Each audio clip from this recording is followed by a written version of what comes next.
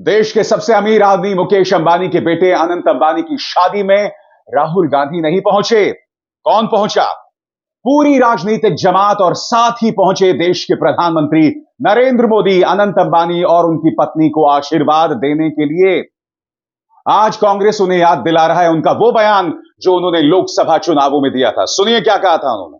जरा ये साझा घोषित करें कि इस चुनाव में ये अंबानी अडानी से कितना माल उठाया है, काले धन के कितने बोरे भर करके रुपये मारे हैं, क्या टेम्पो भर करके नोटे। जी हां, प्रधानमंत्री नरेंद्र मोदी ने कहा था कि टेम्पो भर भर के मुकेश अंबानी और गौतम अडानी ने राहुल गांधी को दिया। जबकि आप जानते हैं पिछले 10 सालों में दो उद्योगपति जिन्हें सबसे ज्यादा फायदा मोदी सरकार में हुआ है तो वो हैं मुकेश अंबानी और गौतम अडानी। मगर फिर भी राजनीति की मांग थी कि प्रधानमंत्री नरेंद्र मोदी ने चुनावों के दौरान उन पर हमला किया। मगर अब स्थिति साफ है, राहुल गांधी मुकेश अंबानी के बेटे की शादी में नहीं पहुंचा। गांधी परिवार से कोई भी नहीं पहुंचा। कौन पहुंचा? पहुंचे तो प्रधानमंत्री नरेंद्र मोदी। आज विपक्ष उनसे सवाल पूछ रहा है कि ये दोहरे मापदंड आप लाते कहां से हैं? जी हां, जिस मुकेश अंबानी पर आपने चुनावों के दौरान हमला किया, आज उसी मुकेश अंबानी के बेटे की शादी में पहुंचकर आप आशीर्वाद दे रहे हैं। तमाम लोग पहुंचे, उनकी मैं चर्चा करूंगा, मगर आज विपक्ष यह सवाल उठा रहा है। याद कीजिएगा किस तरह से प्रियंका गांधी वाड्रा ने कहा था कि मेरे भाई को कोई खरीद नहीं पाया, कोई धन्ना सेठ खरीद नहीं पाया। सुनिए प्रियंका ने क्या कहा था। अडानी जी अंबानी जी ने बड़े से बड़े नेता खरीद लिए, देश के सारे पीएसयू खरीद लिए, देश की मीडिया खरीद ली, लेकिन मेरे भाई को नहीं खरीद पाए और ना कभी खरीद पाएंगे। आज प्रधानमंत्री को वाकई इन सवालों का जवाब देना होगा। ये आपके शब्द थे।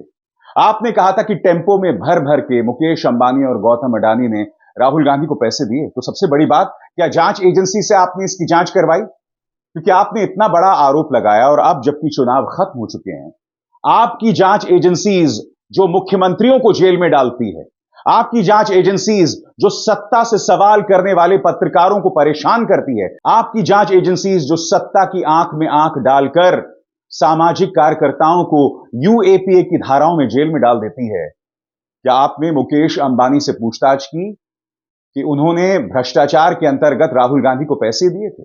बताइए।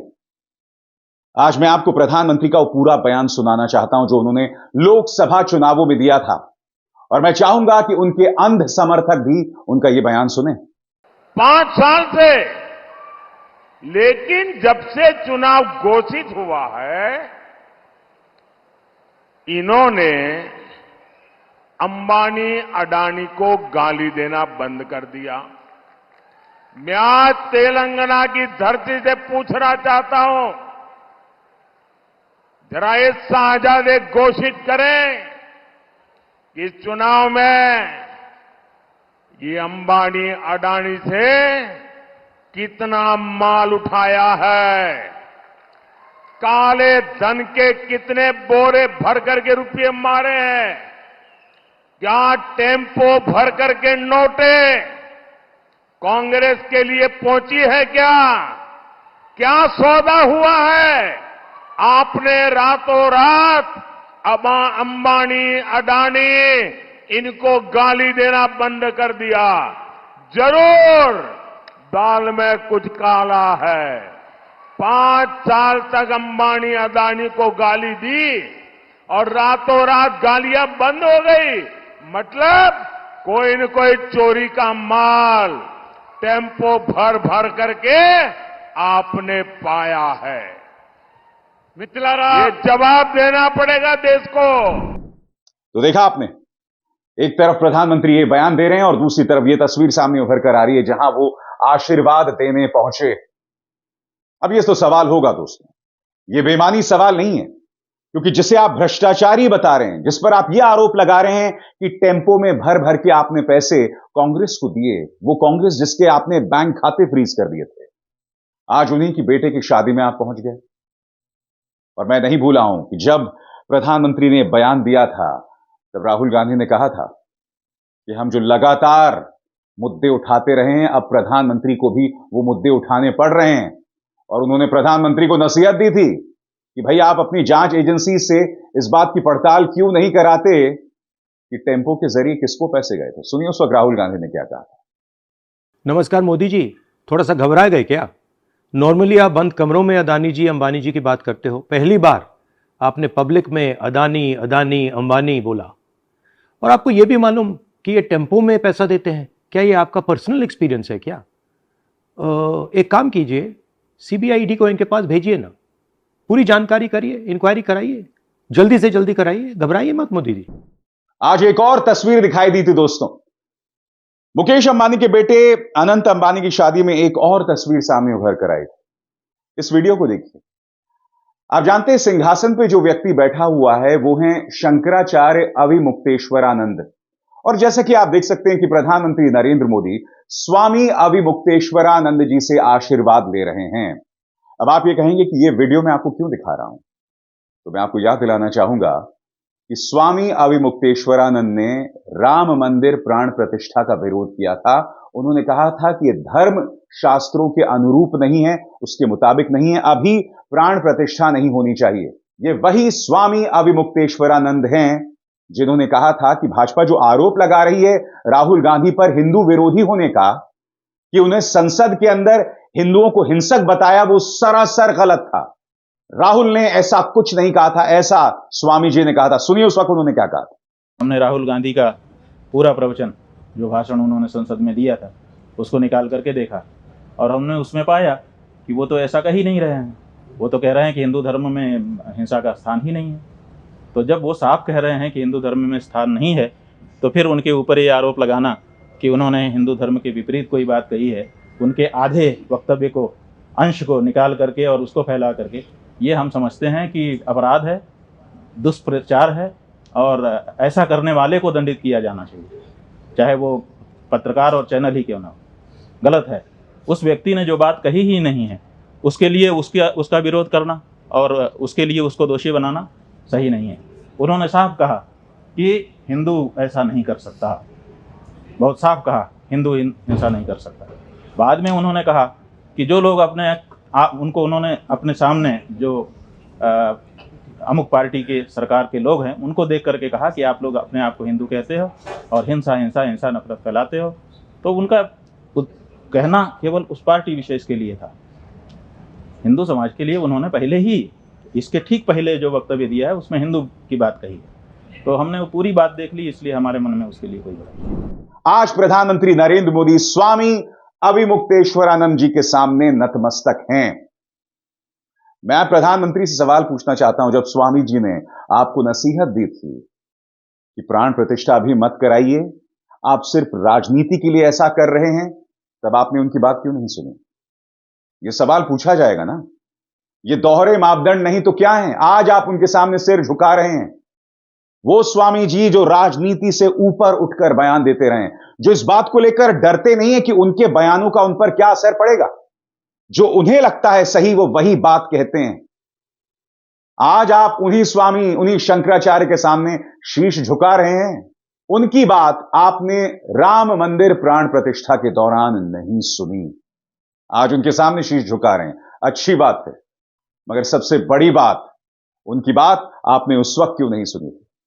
यह सवाल भी किया जाएगा। यकीनन दोस्तों, दोहरे मापदंड की ढेरों मिसालें दिखाई दी, ढेरों मिसालें, मगर वो मिसाल जो सामने आ रही है कि चाहे सुब्रत राय के बेटे की शादी हो या फिर मुकेश अंबानी के बेटे की शादी, राहुल गांधी कभी नहीं जाते।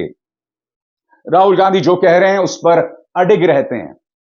प्रधानमंत्री दूसरी तरफ पहुंच जाते हैं। और मैं स्पष्ट कर देना चाहता हूं, मुकेश अंबानी के बेटे की शादी में जाना कोई गलत बात नहीं। कई डिजिटल प्लेटफॉर्म्स जो हैं, उस शादी में जितना पैसा खर्च हो रहा है उसको लेकर ढेरों सवाल कर रहे हैं। दोस्तों, सबसे बड़ी बात आपने देखा होगा कि मैंने उसका जिक्र अपने चैनल में नहीं किया। आज भी इस शादी का जिक्र मैं अपने चैनल में इसलिए कर रहा हूं क्योंकि यहां पर प्रधानमंत्री के दोहरे मापदंड साफ तौर पर नजर आ रहे हैं। सिर्फ इसलिए मैं उसकी चर्चा कर रहा हूं। मगर कोई अपनी शादी में कितना पैसा खर्च रहा है उससे मेरा कोई मतलब नहीं। सबसे बड़ी बात किसी के बेटे की शादी है, मैं उस पर क्यों टिप्पणी करूं। आज मेरा एक सवाल गोदी मीडिया से भी है। जब प्रधानमंत्री इस तरह से अनंत अंबानी की शादी में पहुंचे हैं तो क्या आपने उन्हें कटघरे में खड़ा किया? क्योंकि प्रधानमंत्री का ही तो बयान था। बताइए, गौतम अडानी मुकेश अंबानी पर भ्रष्टाचार का सीधा आरोप प्रधानमंत्री ने ही तो लगाया था ना। तो यह सवाल अब आप उनसे क्यों नहीं कर रहे हैं? यह सवाल जरूरी है या नहीं, यह बात मैं अपने दर्शकों से जानना चाहता हूं। अभी कुछ ही दिनों पहले राहुल गांधी ने बयान दिया था कि स्मृति ईरानी पर किसी भी तरह की अपमानजनक टिप्पणी ना करें। उस वक्त मैंने कहा था कि इसी तरह का बयान प्रधानमंत्री को भी देना चाहिए। जिस तरह से उनके पार्टी के नेता सोनिया गांधी पर हमला बोलते रहते हैं, मैं आपको याद दिलाना चाहूंगा, पारेश रावल ने सोनिया गांधी के बारे में बार बाला शब्द का इस्तेमाल किया था। उनका पार्टी का प्रचार तंत्र प्रियंका गांधी वाड्रा हो, पार्टी की प्रवक्ता सुप्रिया श्रीनेत हो, राहुल गांधी के बारे में तो न जाने क्या क्या कहा जाता है। तो अगर राहुल गांधी ने इस तरह का बयान दिया है जिसमें वो कह रहे हैं कि स्मृति ईरानी पर हमला ना किया जाए, तो प्रधानमंत्री को भी तो ऐसा बयान देना चाहिए ना। देना चाहिए कि नहीं देना चाहिए, यह सवाल लाजमी है या नहीं है। राहुल गांधी ने दूसरी बार अपने कद को ऊंचा कर दिया है। एक तो स्मृति ईरानी के बारे में जो उन्होंने बयान दिया, और दूसरा मुकेश अंबानी के बेटे की शादी में न जाकर। और राहुल गांधी के खिलाफ सुपारी लेने का कोई अवसर गोदी मीडिया नहीं छोड़ता है। यहां तक कि उनकी टी शर्ट पर भी सवाल उठाया जाता है।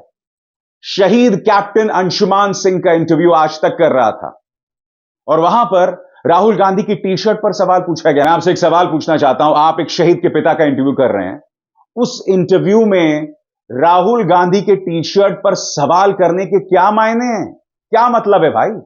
सुनिए क्या मजाक किया गया था। जी हां, राहुल गांधी इस तरह की सुपारी का सामना करते हैं। कभी भी मीडिया इन मुद्दों को नहीं उठाता है। आज ये दो घटनाएं प्रधानमंत्री नरेंद्र मोदी और राहुल गांधी को आमने सामने खड़ा कर रही हैं। स्मृति ईरानी के बारे में राहुल का बयान कि उन पर हमला ना किया जाए। हम इंतजार कर रहे हैं कि विपक्षी इंडिया गठबंधन की जो महिला नेता हैं उनके बारे में प्रधानमंत्री कब बयान देंगे। और दूसरा बयान, मुकेश अंबानी के बेटे की शादी में राहुल का न जाना और प्रधानमंत्री का जाना। और मैं स्पष्ट कर दूं, शादी में जाने में कोई प्रॉब्लम नहीं है। प्रधानमंत्री को जाना चाहिए, प्रधानमंत्री को इज्जत दी गई है, प्रधानमंत्री को जाना चाहिए, मगर प्रधानमंत्री को यह भी स्पष्ट करना चाहिए कि इन्हीं मुकेश अंबानी के बारे में आपने भ्रष्टाचार का आरोप लगाया था। यह दोहरे मापदंड भी नहीं होने चाहिए दोस्तों। बताइए, यह बात सही कही या गलत कही? अभिसार शर्मा को दीजिए इजाजत। नमस्कार। स्वतंत्र और आजाद पत्रकारिता का समर्थन कीजिए, सच में मेरा साथी बनिए। बहुत आसान है दोस्तों, इस ज्वाइन बटन को दबाइए और आपके सामने आएंगे ये 3 विकल्प, इनमें से एक चुनिए और सच के इस सफर में मेरा साथी बनिए।